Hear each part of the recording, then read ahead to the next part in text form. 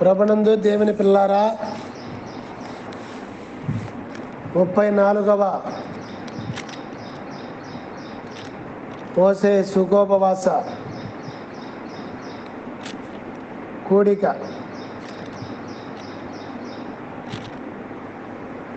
నిర్గమకాండము 34వ అధ్యాయము ధ్యానము. దేవుని పిల్లలారా, ఈ అధ్యాయము మనకు ఏమి నేర్పుతా ఉందంటే, దయా కనికరము కలిగి ఉండాలని ఒక అంశాన్ని మనకు నేర్పుతా ఉంది. ప్రతి క్రైస్తవుడు దయా కనికరము కలిగి ఉండాలని ఈ అధ్యాయం నేర్పుతా ఉంది. దేవుని పిల్లారా, బాగా గమనించండి. ఈ అధ్యాయంలో 3 మాటలు కనబడుతున్నాయి. ముఖ్యంగా మనం ధ్యానం చేయవలసిన మాటలు అవి ఏంటి అంటే, 6వ వచనంలో దేవుని పిల్లలారా మనము గమనించినట్లయితే ఒక మాట ఉంటుంది.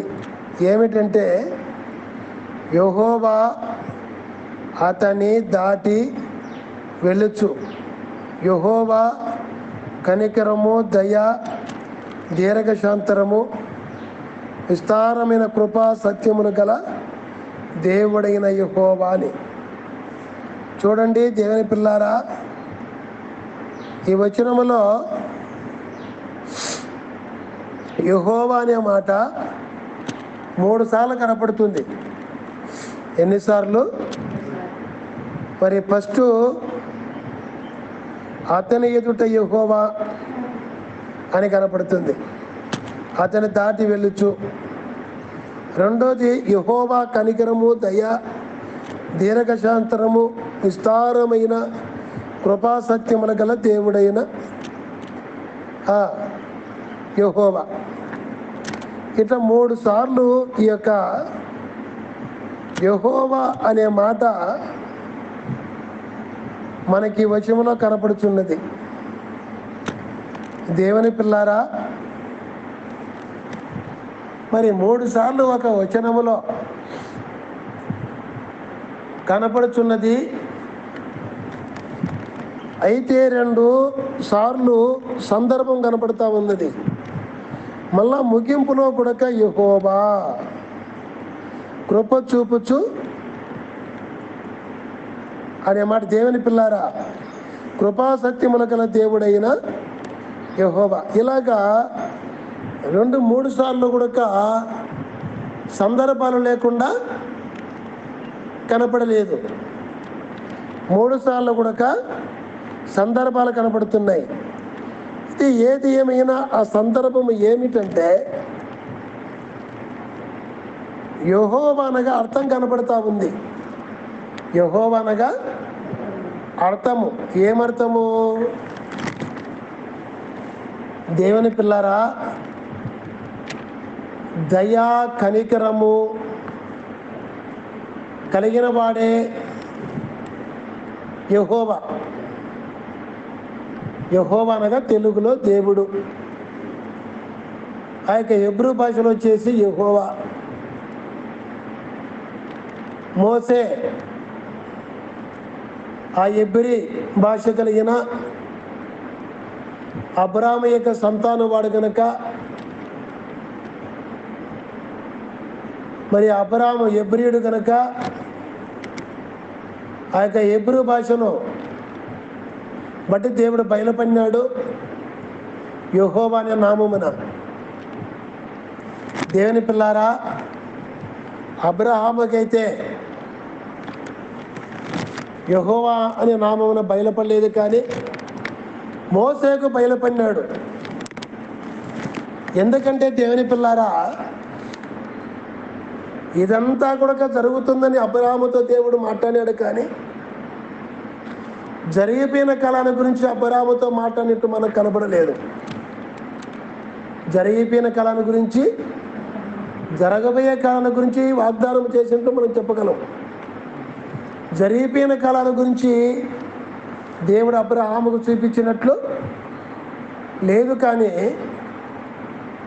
మరి మోసేకు జరిగిపోయిన కాలం కూడా అనాది కాలం నుంచి కూడా మరి పౌలు భక్తులకి ఎలాగో చూపించినాడో, మోసే ప్రవక్తకు ఆదిలో నుంచి కూడా ఏం జరిగిందో చూపించినాడు. అందుకే యెహోవా నామమున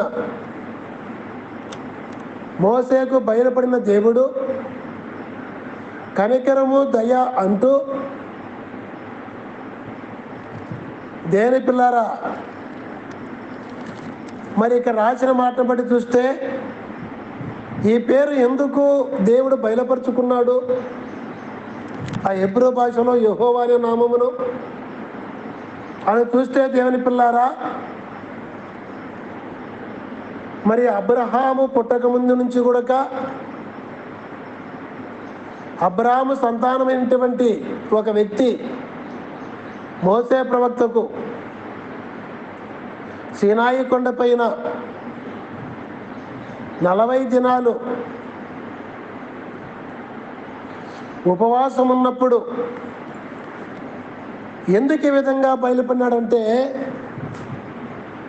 మరి దేవుని పిల్లారా, ఈ నామం అనేది దేవుని యొక్క దయ నరుల పట్ల ఎంత ఉందో, ఎంత శ్రద్ధగా దయ చూపుతున్నాడో, ఎంత శ్రద్ధగా కనికరము చూపుతున్నాడో బయలుపరుచుకునే దానికోసము ఈ నామమున బయలుపడినట్లుగా మనం చూడగలము.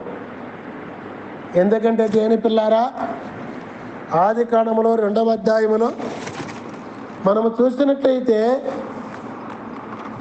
దేవుని పిల్లలు బాగా గమనించండి, అక్కడ సృష్టి యొక్క క్రమ ఉత్పత్తి గురించి అధ్యాయములో రాయబడి ఉంది. ఏమి రాయబడి ఉంది? దేవుడైన యెహోవా భూమిని ఆకాశమును చేసిన దినమందు భూమాకాశములు సృజింపబడినప్పుడు వాటి ఉత్పత్తి క్రమము ఇదే. అది వరకు పొలమందలియే పొదయు భూమి మీద నుండలేదు, పొదల మందలియే చెట్టును పొలవలేదు.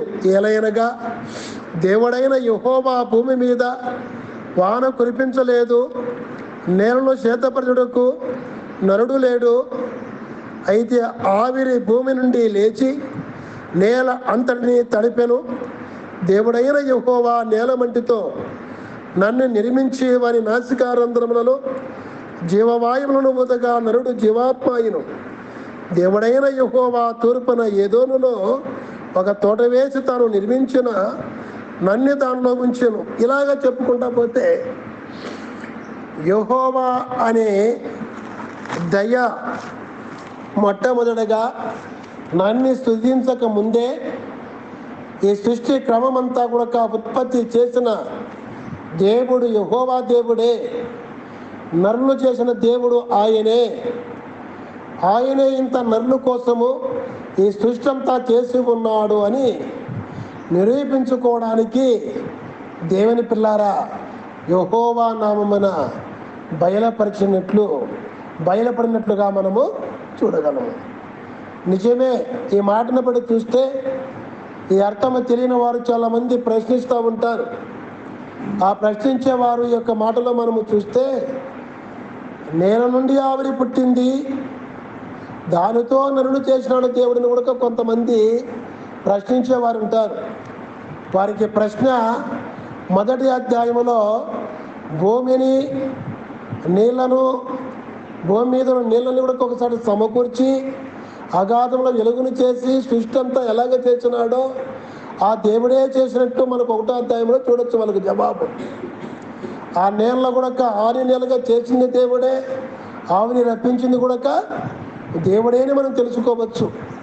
దేవునికి మహిమ కలుగును గాక, దేవునికి స్తోత్రము కలుగును గాక. దేవుని పిల్లలారా, మరి ఈరోజు మనం నేర్చుకోవలసిన మాట ఏమిటంటే, యెహోవా అనగా దయా కనికరము కలిగిన దేవుడు. మరి దేవుని పిల్లలారా బాగా గమనించండి. ఈ దేవుడు మోసే ప్రవక్తకు 10 ఆజ్ఞలు రాయించిన పలకలు అందుకొరకు 40 దినాలు ఆయన కోసము, దేవుని కోసము వేచి ఉండి దేవుని దగ్గర కనిపెట్టుకుని దేవుని స్తుతిస్తూ దేవుని మహింపరుస్తూ ఉండగా దేవుడు సీనాయి కొండపైకి వచ్చి ఆ రాతి పలకల మీద 10 ఆజ్ఞలను రాయించినాడు. అయితే దేవుని పిల్లారా, మరి ఆజ్ఞల గురించి మరి 7వ వచనంలో ఒక మాట ఉంది. అది ఏమిటంటే దేవుని పిల్లారా, దేవుని యొక్క కనికరం ఎంత కనపడుతుందో చూడండి.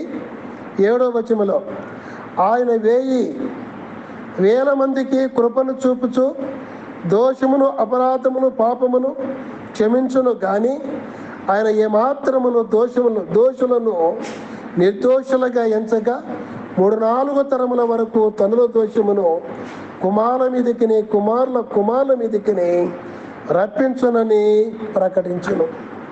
దేవుని పిల్లారా, ఆ యెహోవా దేవుడు, ఆ దయగల దేవుడు, ఆ కృపగలిగిన దేవుడు ఆజ్ఞలు ఇచ్చి, ఏదో ఈ ఆజ్ఞలు తెలియక, పాపం అంటే మీకు తెలియక మీరు చనిపోతున్నారు, నిత్య నరకంలో కాలిపోతున్నారు, ఇదిగో ఈ పాపము మీలో ఉంది, ఈ పాపాలు చెయ్యకండి అని దేవుడు 10 ఆజ్ఞలు ఇచ్చి ఏం చేశాడు తెలుసా? ఈ ఆజ్ఞలు చేయమనివి చేయకపోతే, చేయకూడనివి చేస్తే పాపము, ఈ పాపాన్ని బట్టి మీ పిల్లలంతా కూడా మరి దేవుని పిల్లలారా బాగా గమనించండి, ఆ నిత్య నరకంలో కాలిపోతున్నారు, ఆ నిత్యం మనం పొందిపోతున్నారు. కానీ దేవుడు ఆ మరణము పొందాలని కాదు, ఆ నరకంలో కాలాన్ని కాదు నేను చేసింది అని చెప్పడానికి దేవుడు 10 ఆజ్ఞలు ఇచ్చాడు. పాపం అంటే తెలుసుకోవడానికి. దేవుని పిల్లారా, అయితే ఈ ఆజ్ఞను కూడా నెరవేర్చండి. నెరవేరిస్తే మీ పిల్లలు నేను ఖండించేవాడుగా ఉంటాను. మరి మీరు ఆజ్ఞలు నెరవేర్చకపోతే మీ పిల్లల మీదకి తరతరాలుగా మరి 3-4 తరముల తన దోషాలు రప్పించి ఆ నిత్యం నరకం తప్పించుకోలేరు, ఆ మోక్షంలో చేరలేరు, నిత్య జీవం పొందలేరని దేవుడు, కనికరం కలిగిన దేవుడు మోసే ప్రవక్త ద్వారా రాయించడమే కాకుండా ఇది మళ్ళా బోధింప చేసినాడు. దేవునికి మహిమ కలుగును గాక, దేవునికి స్తోత్రము కలుగును గాక. ఎంత కనికరం కలిగిన దేవుడు!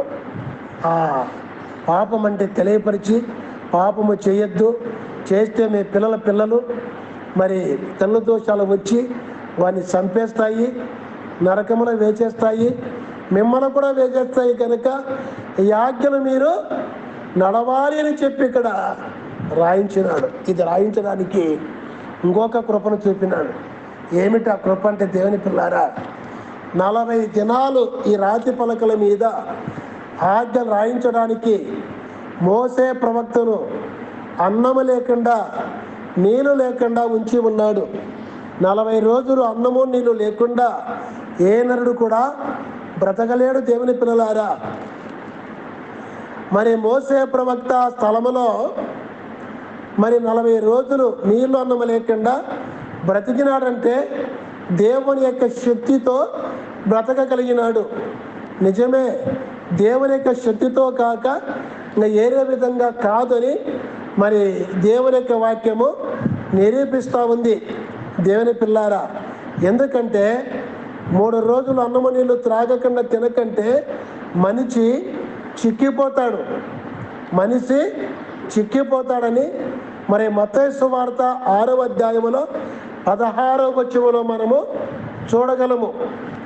ఎందుకంటే యేసుప్రభు వారు అంటారు, ఉపవాసం ఉండేవాళ్ళారా, మీరేదో ఉపవాసం ఉండామని మీ యొక్క మకాన్ని వికారము చేసుకోవాకండి అన్నాడు.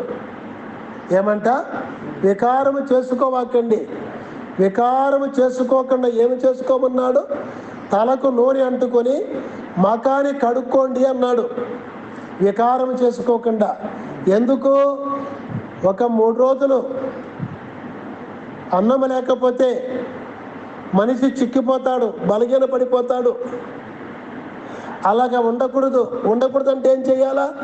ఉపవాసం ఉన్నప్పుడు మోసే ఎలాగ దేవుని యొక్క శక్తి మీద ఆధారపడి ఉన్నాడో, దేవుని యొక్క శక్తి మీద ఆధారపడి ఉన్నప్పుడు మీరు కూడా ఉపవాసం ఉండగలరు.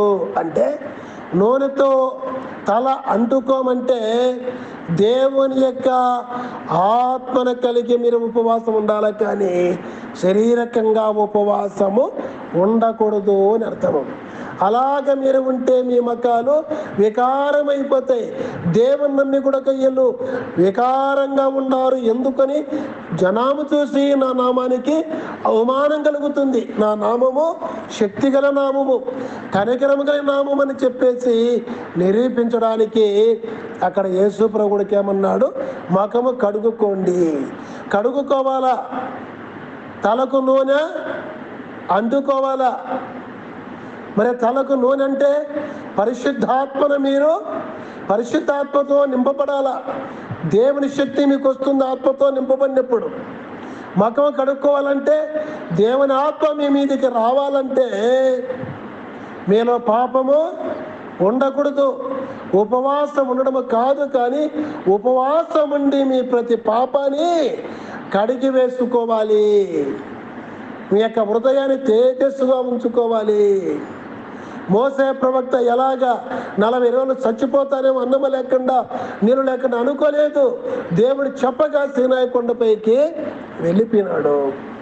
దేవుడు చూసుకుంటాడు, వెళ్ళిపోయి దేవుని యొక్క శక్తితో బ్రతికినాడు. అందుకే 28వ వచనంలో మనము చూసినట్టయితే, దేవుని పిల్లలారా, దేవుని ఆ యొక్క మోసే యొక్క ఆ మకము ప్రకాశిస్తూ ఉంటే ఆ ప్రకాశము అహరోను యోషువను చూడలేకపోయినట్టుగా మనం చూడగలం. ఆ తర్వాత ఇశ్రాయేలు ప్రజలంతా కూడా చూడలేకపోయినట్టు మనము 28వ వచనం నుంచి చదివినట్లయితే మనం చూడగలము.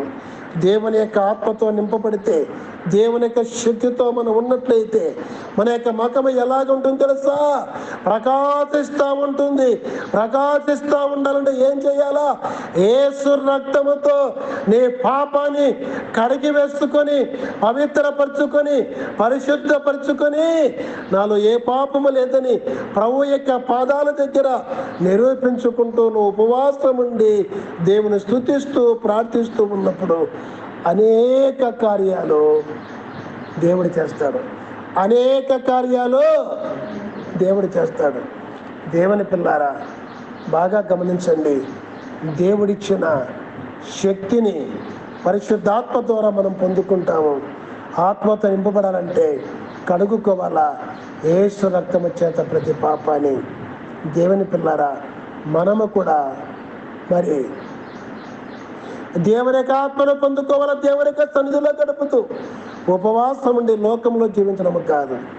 దేవుని పిల్లారా, అలాగా జీవించినప్పుడు నిజంగా కనికరము, దయ మరి ఇశ్రాయేలు ప్రజలకు దేవుడు పంచిపెట్టడానికి మోసేకు యెహోవా నామమున ఎలాగా ప్రత్యక్షమైనాడో ఈరోజు ఆయన కనికరమును అనే జనులైన మనందరికీ, ప్రతి ఒక్కరికి భూలోకములో దేవుండ తెలియని వారికి నిజ దేవుడు యేసుక్రీస్తుని తెలియపరచడాని కోసము ఆయన కూడా 40 దినాలు ఉపవాసం ఉండి ఏమి చేశాడు తెలుసా? దేవుని పిల్లారా, బాగా గమనించండి. 40 దినాలు ఉపవాసం ఉండి ఏం చేశాడు ఆయనంటే, మరి సాతానును ఎదిరించినాడు. ఎందుకంటే ఈ లోక ఆశలు చూపించి, లోక బలహీనతలు చూపించి మనిషిని దేవుని యొక్క శక్తి పొందుకోకుండా, పాపం నుంచి కడగబడకుండా లోక ఆశలు చూపించి జీవితాలు పాడు చేస్తున్న సాతాను ఎదిరించినాడు యేసుక్రీస్తు ప్రభువారు. ఈ రోజుల్లో చాలామంది నిజమైన కనికరమ కలిగిన నామము యేసు నామమని తెలుసుకుంటే కొరకు యేసు ప్రభువారు ఏం చేశారు తెలుసా? దేవుని పిల్లారా, ఆయన చూపిన కనికరము, దయ ఏమిటంటే సెలవులో ప్రాణాన్ని ఇచ్చినాడు. మానక రోగాల గురించి 39 కొడాదెబ్బల చేత కొట్టించుకున్నాడు. ఆయన రక్తమంతా కార్చినాడు, మన పాపాన్ని కడిగేసి దేవునికి మనకు దేవుని రాజ్యంలో చేర్చి సవాసం కలిపి దేవుని రాజ్యంలో చేర్చేదాని కోసం, నరకం తప్పించేదాని కోసం, మోక్షం ఇచ్చేదాని కోసం, నిత్య జీవం ఇచ్చేదాని కోసం, దేవుడు కలుగు చేసిన సృష్టిని ఇప్పుడు అనుభవించి ఆయన రాజ్యాన్ని రేపు అనుభవించేదాని కోసం దేవుడు ఆయన రక్తాన్ని ఇచ్చినాడు. విమోచన క్రయతనంగా ప్రాణాన్ని ఇచ్చిన దేవుని పిల్లారా, గనక ఇంత దయ ఇంత జాలి చూపిన దేవుడు ఎవరున్నారు? అయితే ఈరోజు నిన్ను నన్ను ఎందుకు పిలిచాడంటే ఈ సత్యాన్ని తెలుసుకొని ఆ దేవుని నమ్ముకొని మోక్షము కోసం, నిత్య జీవము కోసం బ్రతుకుతూ ఈ భూలోకములో మనము కూడా ఉపవాసాలుంటూ యేసు రక్తము చేత పాపాన్ని కడిగేసుకొని పరిశుద్ధంగా ఉండి దేవుని ఆత్మతో నింపబడి దేవుని యొక్క పదాల దగ్గర గడుపుతూ నశించే ఆత్మల కొరకు కనికరించి ప్రార్థన చేయమన్నాడు దేవుడు. ఆ నామాన్ని కలిగిన మనము కూడా ఈరోజు యేసయ్యలాగా సాతాను ఈ లోకాన్ని, వాని రాజ్యాన్ని ఎదిరించి కాల్చివేయబడినట్టు రేపు వాని రాజ్యము, వాని జనము కాలిపోకుండా దేవుని జనముగా దేవుని కర్మను ధరించుకొని ఈరోజు మనం కూడా అనేకుల కొరకు ప్రార్థించాలి, ప్రకటించాలి యేసు నామాన్ని. అందుకే కదా తెలియని వారికి వెళ్ళి ప్రకటించమన్నాడు. కాపలేని వారి గొర్రెల త్రోవ తప్పిన వారి కొరకు ప్రార్థించమన్నాడు. అందుకే ఈ ఉపవాస కోరిక కనుక అనేక మందికి ప్రభువా నీ దయ, నీ కనిక నేను కలిగి ఈ రోజు నుంచి నా పాపాన్ని కడిగేసుకొని నీ ఆత్మతో నింపబడి ఆత్మకార్యాలు జరిగిస్తూ ప్రభువా తండ్రి అనేకుల కొరకు ప్రార్థిస్తూ బ్రతుకుతా, అనేకులకు నా సాక్ష్యాన్ని అయ్యా నీవు ఇచ్చిన సాక్ష్యాన్ని నేను ప్రకటిస్తూ బ్రతుకుతానయ్యా, నశించాలని రక్షించడానికి కోసం బ్రతుకుతానయ్యా అని చెప్పి తీర్మానం చేసుకొని ఈరోజు అంశ ప్రకారంగా బ్రతికే వారిగా ఉండాలని తెలియపరచుకుని సెలవు తీసుకుంటునే ముందు ఒక మాట మిమ్మల్ని అడుగుతున్నాను. దేవుని పిల్లారా, ఈరోజు అంశం ఏం చెప్పండి? కనికరము, దయా కలిగి జీవించాలని ఈ అధ్యాయం మనకు నేర్పుతున్నది. దయా, కనికరము నీవు కలిగి ఉండాలి, నేను కలిగి ఉండాలి. కలిగి ఏం చేయాలా? ప్రార్థన చేయాలా, ప్రకటించాలా. ఈ భూలోకములో మన పని ప్రతి క్రైస్తవుని పని అదే, అంతకు మించి వేరే పని కాదు. నీ యొక్క జీవనం కొరకు నువ్వే పని చేస్తున్నావో పని అయిన వెంటనే ఇంకా తర్వాత నీ పని ఏమిటంటే కనికరించి నశించే వారి కొరకు ప్రార్థించాలి, ప్రకటించాలి. ఎందుకంటే ధర్మశాస్త్రాన్ని కనికరంతో ఇచ్చిన దేవుడు ఆ యొక్క కనికరము దయ ఈరోజు తరతరముల వారికి పిల్లలు కనికరిస్తాడు అంటే, వేవేల సంవత్సరాలు కనికరిస్తాడంటే ఈరోజు మనం ఏం కావాలా? యేసయ్య పిల్లలు కావాలా? యేసయ్య పిల్లలమై ఆజ్ఞలు నెరవేర్చిన యేసయ్య పిల్లలమై ఆ దయా కనికరం కలిగి అందరి కొరకు ప్రార్థించి ప్రకటించే వారంగా మనం ఉండాలి. ఇటు భాగ్యము దయచేయి ప్రభా, ఇటు భాగ్యం కలిగి ఉంటాను ప్రభా తీర్మానం చేసుకొని ప్రార్థించే వారుగా ఉందాం. అందరం ప్రార్థన చేసుకున్నాం. అవును తండ్రి.